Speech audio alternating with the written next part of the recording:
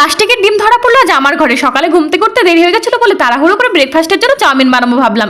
তো আমার পাশের কোটার দিদির একটা প্লেট ছিল, ভাবলাম ওর বাচ্চাদের একটু চাউমিনটা দিয়ে আসি। তো ওরা সম্পূর্ণ ভেজ খায়, তাই রসুন পেঁয়াজ দু একটা সবজি দিয়ে লঙ্কা ছাড়া বানিয়ে ওদের দিয়ে আসলাম। যেহেতু বাচ্চারা খাবে তাই লঙ্কাটা আগে অ্যাড করিনি, আমার ছেলের জন্য একটু তুলে রেখেছিলাম।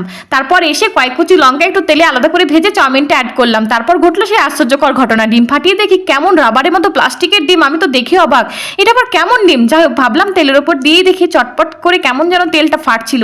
আর ডিমটাকে নাড়াচ্ছিলাম তো কিছুতেই ভুজিয়া বানাতে পারছিলাম না, কেমন একটা রাবারের মতো হচ্ছিল। কি করব ভাবলাম খেয়ে দেখি। তারপর ছেলেকে ডাকলাম, ও তো উঠবেই না, ঘুমেই পাগল। এলো ফ্রেন্ডস, খালো।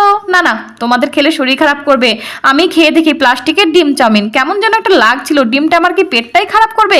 দাঁড়াও দাঁড়াও, আমার অকর্ম কাজটা দেখে যাও। এই যে তাড়াহুড়ো করে ব্রেকফাস্ট বানালে কিচেন পুরো গন্দা হয়ে যাতা है। খাবারটা এখানে রেখে গেলাম, তোমরা খাবে না কিন্তু, জাস্ট পাহারা দাও। আমি চললাম কিচেনটা সাফ করতে। টাটা।